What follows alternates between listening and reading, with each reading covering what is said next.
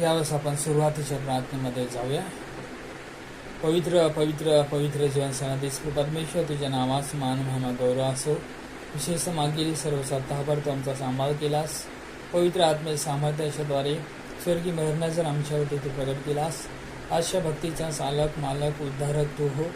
जे गीत तुझ्या गौरवाकरिता आम्ही गाणार आहोत ते गात असताना आमच्या मुखाला आमच्या कंठाला तू स्पर्श कर. आमच्या मुखामधून येणार प्रत्येक स्तुती आराधना याद्वारे तुझं गौरव होऊ दे. विशेषतः अशा भक्तीमध्ये जे तुझं वचन अभिघोषणाच्याद्वारे आम्ही ग्रहण करणार आहोत त्याद्वारे अधिक परमेश्वर आम्हाला आध्यात्मिक सर्व संजीवन मिळवून घेण्याकरता सहाय्य मदत कर. मान महिमा गौरव तुला जे ती विनंती प्रभू श्री ख्रिस्ताच्या नावामध्ये तुझकडे सादर केले आहे म्हणून तू ऐक. आमेन. यावेळेस आपणाकरता उपासना संगीतामधून परमेश्वराच्या उपकार स्तुतीकरिता काही गीतं गायले जाणार आहेत.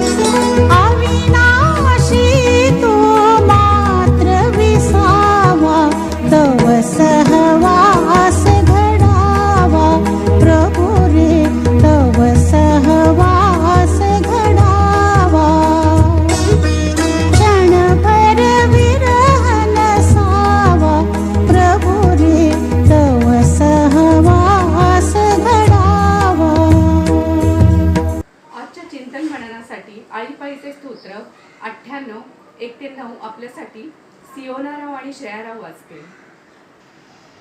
आळीपाळीचे स्तोत्र 98-1-9 आपण वाचूया.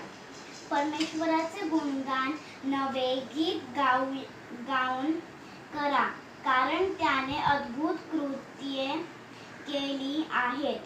त्याने आपल्या उजव्या हाताने आपल्या पवित्र बाहूने स्वतःसाठी विजय साधिला आहे. परमेश्वराने आपला विजय विदित केला आहे. राष्ट्रासमक्ष आपले न्यायीपण प्रगट केले आहे. त्याने इस्रायेलाच्या घराण्यावरील आपली दया व आपली सत्यता याचे स्मरण केले आहे. पृथ्वीच्या सर्व सीमांनी आमच्या देवाचा विजय पाहिला आहे. अहो पृथ्वीवरील सर्व लोक हो, परमेश्वराचा जय जयकार करा. उच्च स्वराने आनंदाने गा, त्याची स्तोत्रे गा. परमेश्वराचे गुणगान वीणेवर करा, वीणेवर सुस्वर स्तोत्र गा. कर्णा व शीख वाजवून परमेश्वर राजासमोर जयघोष करा. समुद्र व त्यातील सर्व काही जग व त्यात राहणारे हर्षनाद करोत. नद्या टाळ्या वाजवून पर्वत एकवटून परमेश्वरासमोर आनंदाने गावोत. कारण तो पृथ्वीचा न्याय करावयास आला आहे. तो जगाचा न्याय यथार्थाने करील व लोकांचा न्याय सरळपणे करील. वाचलेल्या वचनावर देवबाप्पा आशीर्वाद पाठव. आमेन. या समय आपणाकरता मिसेस शीला भोसले आंटी आपणाकरता मदतीची प्रार्थना करतील. विशेषतः मेथडिस्ट मराठी चर्च डोंबिवलीच्या सर्व बंडकरिता सर्व लहान थोराकरिता आपण प्रार्थनेमध्ये आठवण करणार आहोत. Let's pray. Our Heavenly Father, the Creator of all this universe, we praise you, Father. O Almighty God, thank you for your gracious and compassionate, abundant love upon us. Yes, Father, you are our protector and provider. Because, Lord, when we call you in the prayers, you will listen to us. Father, we thank you for this great provision of virtual medium so that we all in our congregation can come together and praise you from our homes in this online service, Father. Yes, Father, your word says, each one of you is my congregation and my church. Thank you, Father, for this blessed provision. Oh, Father, please bless everyone in our church and each family. Our merciful Father, make our church holy, strong in faith, and filled with peace, especially in these pandemic days. Father, our Lord, please make our small children understand this situation through which they are going. Please help them, protect them, and keep them in your loving and tender care. O King of Kings and Lord of Lords, we ask your blessings to them who are going out daily for their works with facing so many hurdles. Father, please bless them and make their journey safe, protect them. Yes, Father, you are the light of the world and guiding our steps on your path. O Lord, our Father, we ask your precious grace upon our elderly parents in the church who might be suffering from many health problems. Father, please bless them and provide a good health to them. You are a good Father who always gives us good gifts. Yes, Father, whole world is suffering. We beg to you, our loving Father, for them who are suffering a lot in these pandemic days. Many of them have lost their jobs, might not have got their salaries, no secure hope, who are suffering in hospitals. Father, please bless each one of them. Please bless those families who have lost their loved ones, Father. Please provide courageous spirit to all. Your love, understanding, and power is beyond our measures. Please bless those scientists, Father, who are working hard for getting the vaccine for this pandemic. We kneel down, Father. Please make the situation under your control. In such hardships also, you kept your people separate and safe in your mighty hands. Yes, Father, in this lockdown period, we have got ample of time to come near and near you, and of course, to get more and more knowledge and to pray. Fill up every one of us with your Holy Spirit so that we can proclaim your gospel to the world. Our beloved Father, please bless our pastor and provide your grace upon him as he is caring and fulfilling our spiritual needs. Please give him your divine strength and support.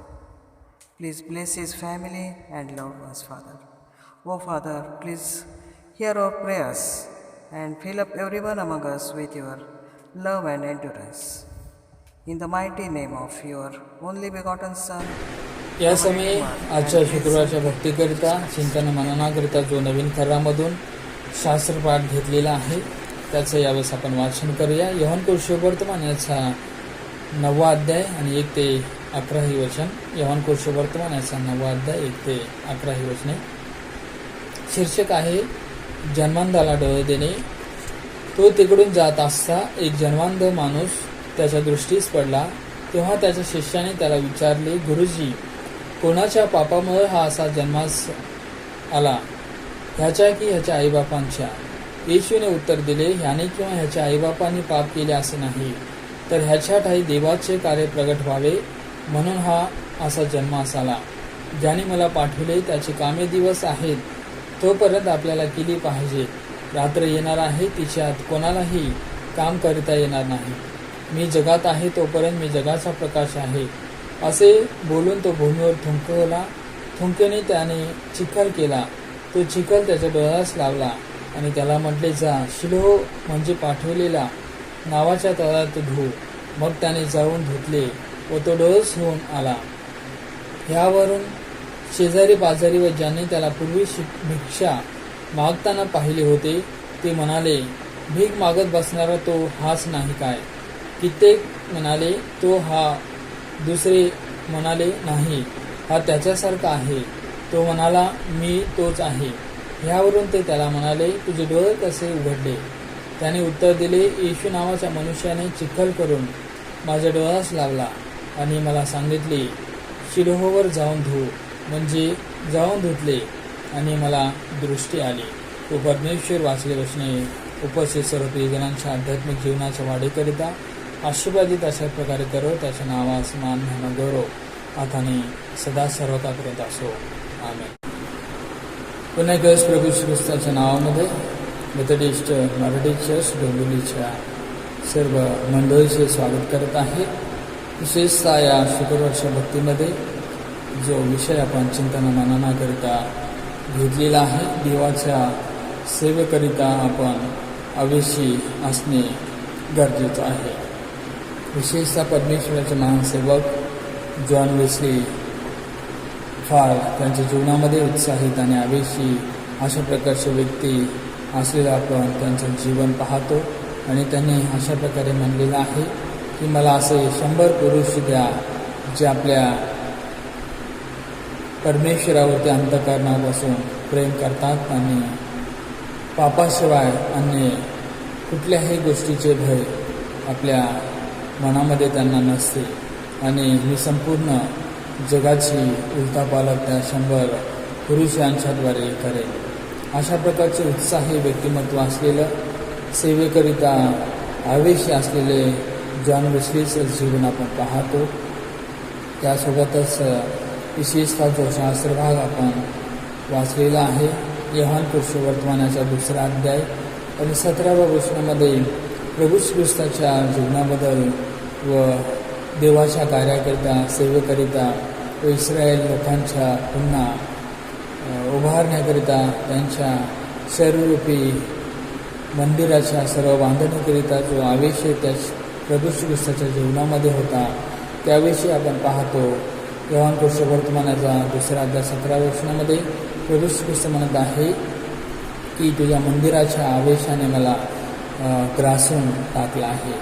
व त्याकरिता जे त्याचं शरीररूपी मंदिर जे होतं ते मंदिर मोडून जे पापी लोकांच्याद्वारे टाकण्यात आलेलं होतं वधस्तंभावरती लोकांच्या तारणाकरिता उद्धाराकरिता सार्वकालिक जीवनाकरिता पापाच्या दासत्वामधून सुटका करण्याकरिता बलिदान करण्यात आलेलं होतं.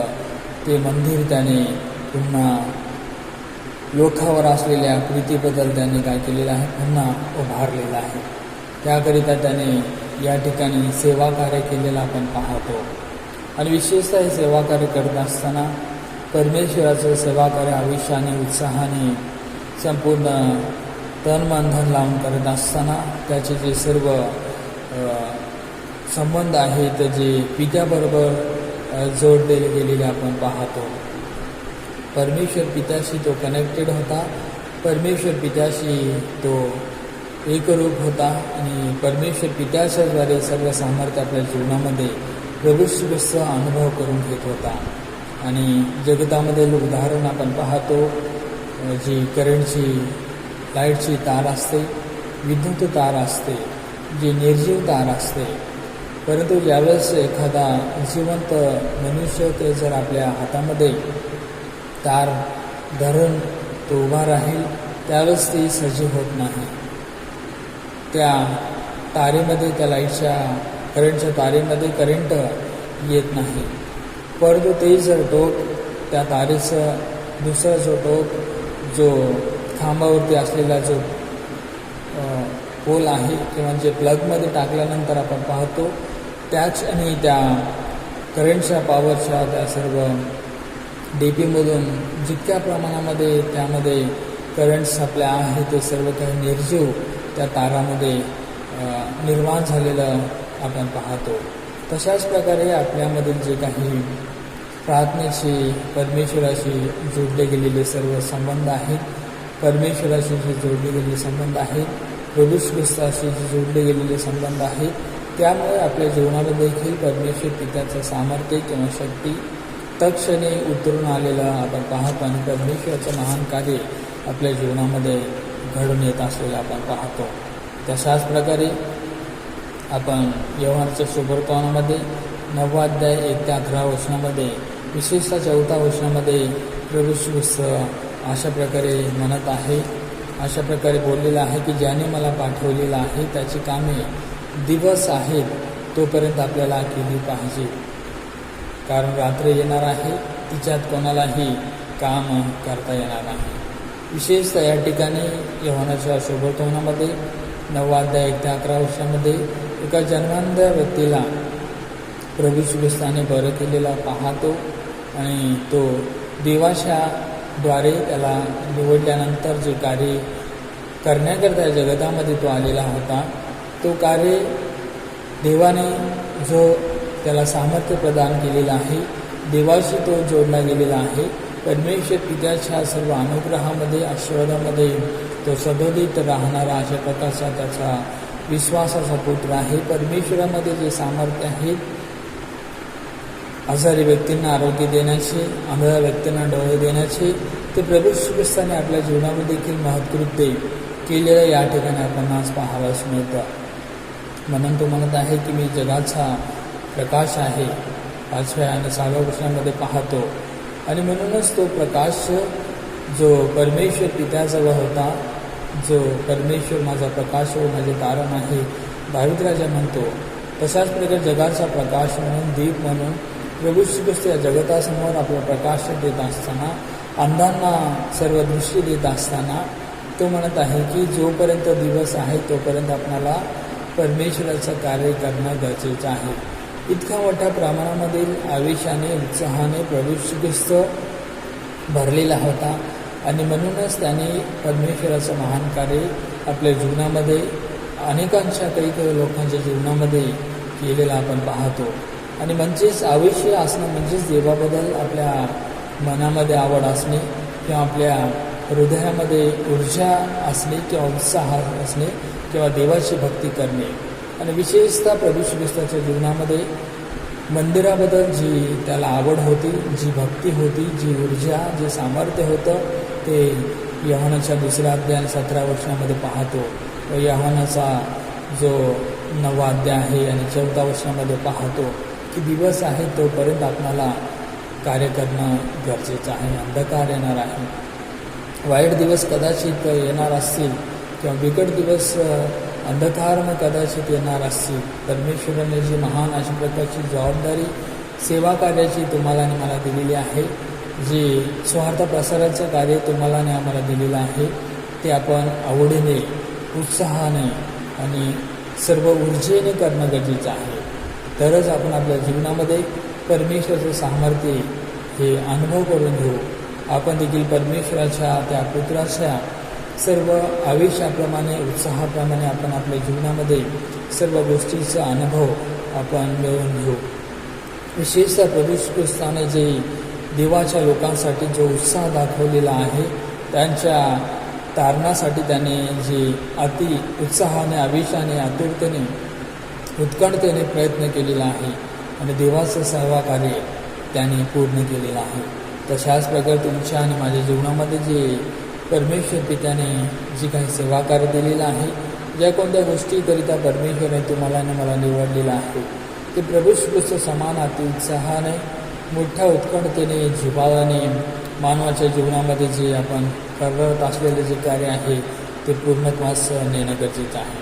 विशेषतः यशायाचा 9 अध्याय 7 वचनामध्ये विशेषतः यशाया संदेष्टा प्रभू श्री ख्रिस्ताच्या बद्दल, त्याच्या आवेशाबद्दल, जे देवाच्याद्वारे देवाचा जो प्रभू श्री ख्रिस्ताबद्दल आवेश होता, त्या आवेशाबद्दल तो या ठिकाणी सांगत आहे.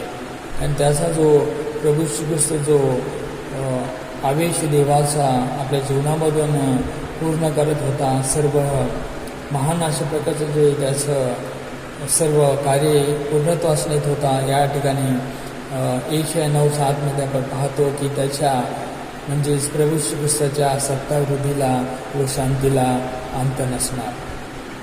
म्हणजेच प्रभू श्री ख्रिस्त त्याची जी सत्ता या जगतामध्ये अशा प्रकारे तो चालवणार आहे, त्याची शांती जी अशा प्रकारच्या आवेशाने, उत्साहाने, सर्व उत्कंठतेने, त्वेषेने तो पूर्णत्वास नेणार आहे की त्याचा अंत तो कधीही होणार नाही.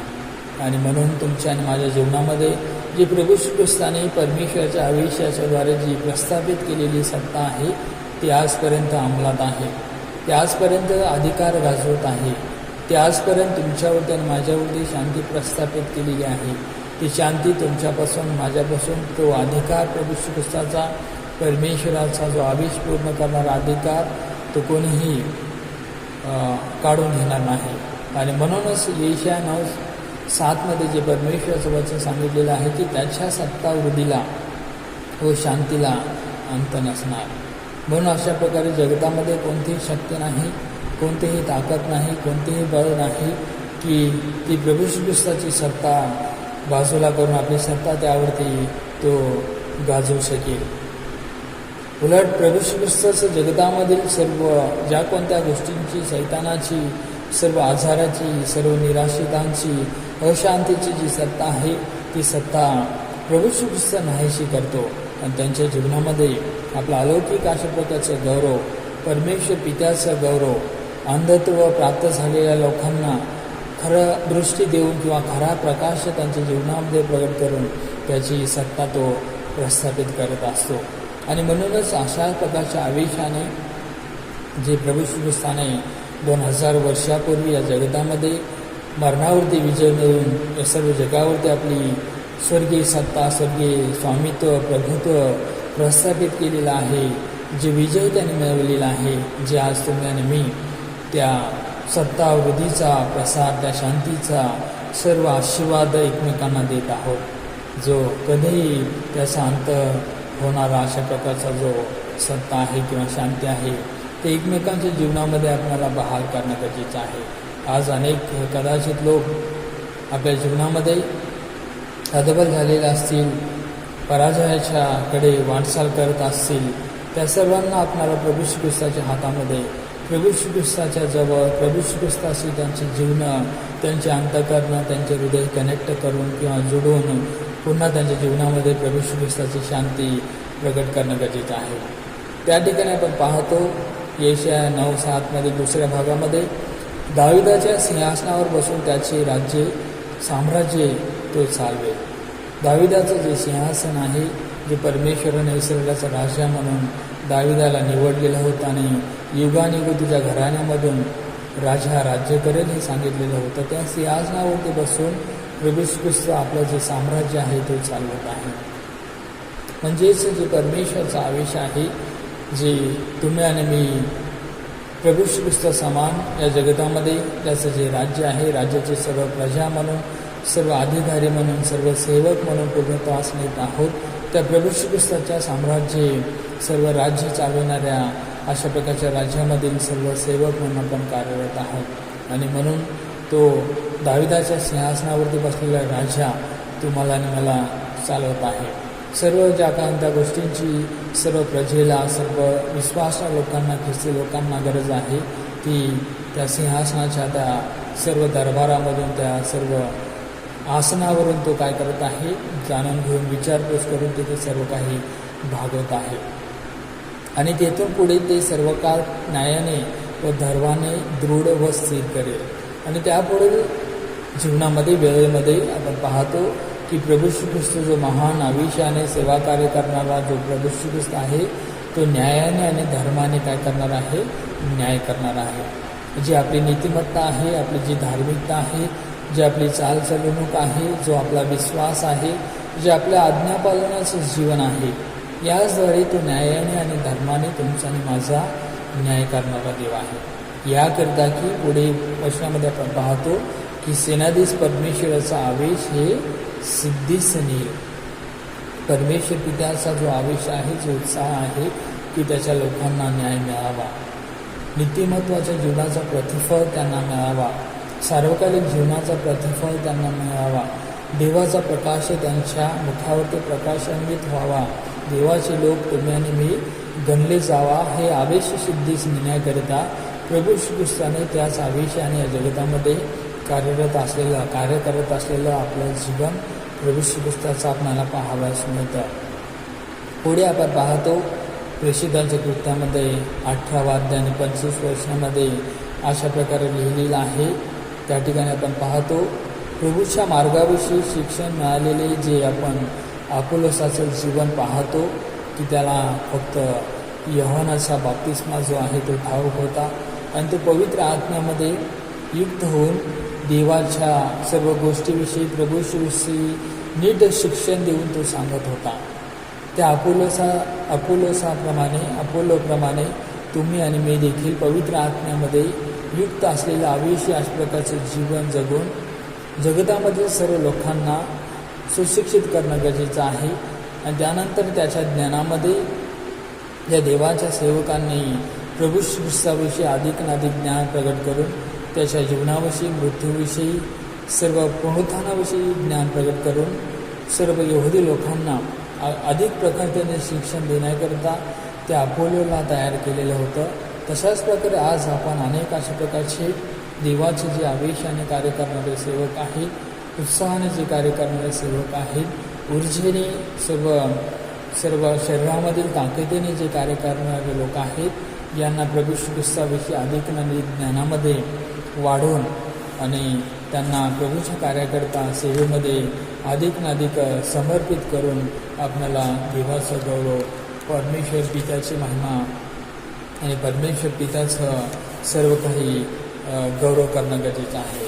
आणि विशेषतः आपण परमेश्वराच्या अनेक ठिकाणी वचनामधून पाहतो की प्रभू श्री ख्रिस्ताने या जगतामध्ये जे कार्य प्रगट केलेलं आहे, त्यांच्या सेवकाच्या जीवनामध्ये जे महत्कृत्य प्रगट केलेलं आहे, ते म्हणजे की जे आवेशाने कार्य करणारे लोक आहेत, की जशा प्रकारे संत पाऊल म्हणतो की वाडवडिलांच्या लोकांच्यापेक्षा देखील, माझ्या वयाच्या लोकांपेक्षा देखील मी अधिक आवेशाने पुढे गेलेला, देवाच्या सर्व शास्त्रामध्ये, गमलियलच्या सर्व शिक्षणामध्ये पारंगत झालेला अशा प्रकारचा मी सर्व देवाच्या आवेशाने परिपूर्ण अशा प्रकारचा सेवक होतो, जे गलतीकरस पत्रामध्ये संत पौल स्वतःविषयी, देवाच्या कार्याविषयी, एवढी लोकांच्या धर्मग्रंथाच्या सर्व आवेशाविषयी तो सांगतो. आणि तशाच प्रकारे आपण देखील निश्चितार्थाने त्या संत पौलाने जे सेवा कार्य त्याच्या जीवनामध्ये परमेश्वराच्या सर्व गौरवाकरता, सर्व कार्याकरता केलेलं होतं, तशा प्रकारचा आवेश, तशा प्रकारची सर्व जिज्ञासा, तशा प्रकारची सर्व प्रार्थना किंवा उत्कंठा आपण आपल्या जीवनामध्ये जर धारण करून आपण जीवन जगू, तर निश्चित अर्थाने परमेश्वर पिता तुम्हाला आणि मला त्याच्या स्वर्गीय सामर्थ्याने भरून या जगताची उलथापालट करण्याकरिता, जगताचा उद्धार करण्याकरिता, जगतामध्ये प्रभू श्रीकृष्णाचा गौरवी स्वार्थ गाजवण्याकरिता तो विशेष प्रकारचं सामर्थ्य तुम्हाला आणि मला प्रदान केल्याशिवाय राहणार नाही. आणि म्हणूनच या जुलै मंथच्या कॅलेंडरच्या वर्षामध्ये देखील जॉन वेस्लीचं जे वाक्य आहे ते अशा प्रकारचं आहे. त्या ठिकाणी सांगितलं गेलेलं आहे की आपण प्रत्येक विश्वासाला व्यक्ती किंवा भक्तगण जो कोणी परमेश्वराचं सेवाकार्य आवेशाने, उत्साहाने करत असतो, आपण विश्वासाने किंवा आवेशाने किंवा आवडीने ज्या प्रार्थना आपण केल्याशिवाय देव आपल्या प्रार्थना काहीच ऐकून तो काहीच करत नाही. जर आपण परमेश्वर पित्याच्या प्रार्थना उत्साहाने जर केलेल्या असतील, आवेशाने जर केलेल्या असतील किंवा सर्व ऊर्जेने जर केलेल्या असतील, तरच परमेश्वर पिता तुमच्या आणि माझ्या प्रार्थना ऐकत असतो. आणि म्हणूनच महान अशा प्रकारचे देवाचे जे आवेशाने भरलेले जे देवाचे सेवक जॉन वेस्ली तुम्हाला आणि मला सांगत आहेत की आपलं जीवन जे आहे परमेश्वराचं कार्याकरता त्वेषेने किंवा आवेशाने किंवा ऊर्जेने किंवा उत्साहाने अशा प्रकारचं विशेषतः स्तोत्र दावीद देखील स्तोत्र 69 आणि 9 वचनामध्ये म्हणत आहे, कारण तुझ्या मंदिराविषयीच्या आवेशाने मला ग्रासून टाकले आहे, निंदा करणाऱ्याने केलेली तुझी निंदा माझी निंदा झाली आहे. 21 वचनामध्ये आपण पाहतो की त्याने मला अन्न म्हणून विष खाव्यास दिले, तहान भागविण्यासाठी मला आम दिली. प्रभू श्रीकृष्ण परमेश्वराच्या कार्याकरता इतका आवेशी होता. परमेश्वराचं वचन तुम्हाला आणि मला सांगण्यात येतं की प्रभू श्रीकृष्णावरती, परमेश्वरावरती आपण जर विश्वास ठेवू, आपणाला खाण्याकरता पिण्याकरता विष जरी दिलं तरी ते तुम्हाला आणि मला बाधणार नाही, अशा प्रकारे परमेश्वराचं वचन सांगतं. त्याच ऊर्जेने, त्याच सामर्थ्याने, त्याच शक्तीने या जगतामध्ये परमेश्वराचं सेवा कार्य करणारा जो कोणी व्यक्ती असेल, जो कोणी परमेश्वराचा दास असेल आणि दासी असेल, त्या दासांच्या समोर परमेश्वर पिता त्या आवेशाचं प्रतिफळ, त्या उत्साहाचा प्रतिफळ, त्या सर्व परमेश्वराच्या कार्याकरता असलेल्या आवडीच्या जीवनाचं प्रतिफळ, सर्व काही मधुर अशा प्रकारचं सर्व काही सुखकारक करून त्याच्या जीवनामध्ये सामर्थ्य प्रकट करणारा अशा प्रकारचा तो जिवंत देव आहे. आणि म्हणूनच प्रभू श्रीकृष्णाने जे महान अशा प्रकारचं कार्य या जगतामध्ये त्याचं जे जीवन होतं त्या जीवनामध्ये केलेलं आपण पाहतो. आणि त्याची सर्व काही गोष्टींची, आशीर्वादांची सर्व लाभ किंवा प्रतिफळ आपल्या जीवनामध्ये उपभोगलेलं पाहतो. तशाच प्रकारे आपण देखील अशा प्रकारच्या परमेश्वराच्या कार्याकरता आवेशाने उत्साहित भरलेलं जीवन जगण्याचा आपण प्रयत्न करूया. आणि खरोखर परमेश्वर तशा प्रकारचं जीवन आजच्या या भक्तीमधून, शुक्रवारच्या प्रार्थनेमधून तो तुम्हाला आणि मला जगण्याकरिता सहाय्य मदत करो. आपण प्रार्थना करूया. पवित्र पवित्र पवित्र जीवन सन्निधी परमेश्वर, राजांच्या राजा, प्रभूंच्या प्रभू, तुझ्या नावास मान आणि गौरव आताने सदा सर्वकापर्यंत असो. विशेषतः सुंदरशा वर्षामधून आज या शुक्रवारच्या भक्तीमध्ये तू आम्हाशी बोललेला आहेस. परमेश्वर, तुझ्या मंदिराच्या आवेशाने मला ग्रासलं गेलेला आहे. दिवस आहे तोपर्यंतच त्या दिवसामध्ये कार्य त्वरेने करणं गरजेचं आहे. तर अंधकाराचे दिवस, बिकट दिवस, बिकट परिस्थितीचे दिवस येणार आहे. म्हणून परमेश्वर सर्व मंडळी त्याच उत्साहाने, त्याच जोमाने, त्याच ऊर्जेने उत्कंठित होऊन आत्म्याने, सामर्थ्याने, पवित्र आत्म्याने भरून सेवा कार्य करत असताना तशा प्रकारचा आवेश प्रत्येकाच्या जीवनामध्ये प्रगट कर. महान मामावर तुला असे विनंती प्रभू श्रीकृष्णाच्या नावामध्ये तुझ्याकडे सादर केले आहे म्हणून तू आहे. आमेन. आमच्या सर्वात बाप्पा, तुझे नाम पवित्र मानले जाव, तुझे राज्य येऊ, जशी स्वर्गात तशी पृथ्वीवरही तुझ्या इच्छेप्रमाणे हो.